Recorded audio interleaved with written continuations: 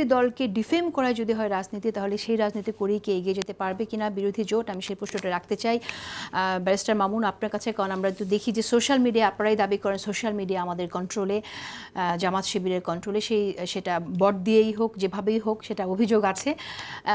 সেই জায়গায় আমরা যে ভুয়া তথ্য, ভুয়া ফটোকার্ড দিয়ে যখন সয়লাভ হয়ে যায়, তখন তো আসলে হামের জন্য যে শিশুরা মারা যাচ্ছে, মূল্যস্ফীতি হচ্ছে, আপনার জ্বালানি তেলের দাম যতটুকু না বাড়লো তার চেয়ে বেশি এখানে পরিবহনের খরচ বেড়ে গেল, সেই জায়গাগুলো নিয়ে আমরা তো কথা বলার সুযোগই পাচ্ছি না। তাহলে এই রাজনীতি দিয়ে কিভাবে আপনারা, মানে এই রাজনীতির সাথে তো আমরা সেই হাসিনার রাজনীতির আবার একটি মিল দেখি যে প্রথম দিন থেকেই অসহযোগিতা করব।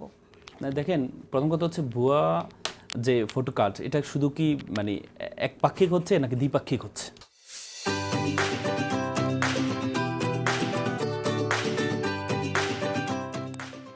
দ্বিপাক্ষিক। আপনি দেখেন মার্জি আপা, যিনি সংরক্ষিত এমপি হচ্ছেন, ওনার একটা উনি একটা ড্যাফোডিল ইউনিভার্সিটি একটা বক্তব্য দিচ্ছেন, ওনার বক্তব্য ওনাকে জিন্সের প্যান্ট পরিয়ে এটাকে ব্যাপকভাবে ছড়ানো হয়েছে।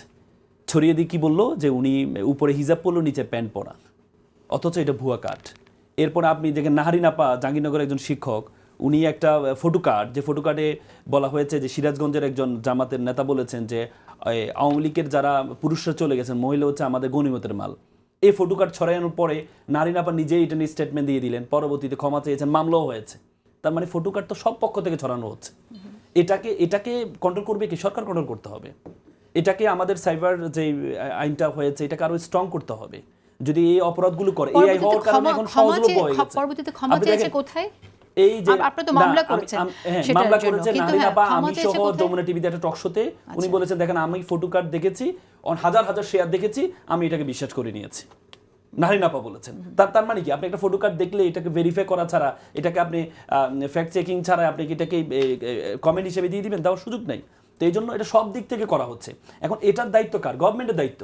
এই যে ভাই বললো যে 20 লক্ষ 30 লক্ষ বট আইডি আছে, আছে, তাহলে এখন তো হচ্ছে সরকারের হাতে সব কিছু, সকল এজেন্সি সরকারের হাতে, এগুলো তো কন্ট্রোল করতে পারে সরকার চাইলে। এখন শুধুমাত্র জামাত শিবির করছে, বিএনপি লোকজন কি বসে আছে? তাদের তো লক্ষ লক্ষ তাদের নেতাকর্মী আছে, তারা কি বট আমাদের পেজগুলোতে যান, আমাদের পেজগুলোতে এই যে আপনি টক শোতে দেখবেন শত শত গালি পাবেন।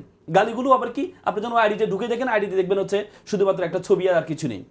তো এইভাবে সব দিক থেকে তো বট এভাবে হচ্ছে সব জায়গায়। এখন শুধু আপনি জামাত শিবির করলে এটা বট হয়ে যাবে আর বিএনপি করলে সেটা বট হবে না, সেটা তো না।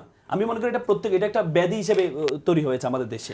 তার কারণ হচ্ছে এআই এর সহজলভ্যতা, এআই এর সহজলভ্যতা। ধন্যবাদ আপনাকে। এরপর আমি একটা বিষয় আসি, আরেকটা বিষয় আছে যে আপনি যে বললেন যে এই হামিদ সাহেব বলেছেন অর্ধেক জামাত মিতুকে বলেছে। দেখেন এটাকে খুব হাস্যকর, মানে হাস্যোজ্জ্বল করে উনি বলেছেন। এটা কেন বলেছেন? কারণ এনসিপি তার 6টা আসন হিসাবে একজন পায়, সেটা হচ্ছে মনিরাকে দিয়েছে। আর জামাতের পক্ষ থেকে মিতুকে দিয়েছে।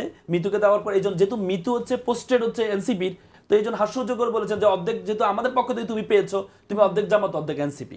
এটাকে মানে এটা সিরিয়াসলি নেওয়ার কিছু নেই। তারপর আরেকটা বিষয় আমি করে শেষ করে দিচ্ছি। এই কি বলে ভাই একটা কথা বললো যে আপনার যারা আওয়ামী লীগকে ডেকেছে, এখন এনসিপি এবং জামাত আওয়ামী লীগকে ডেকেছে, কিন্তু আমরা কি দেখেছি?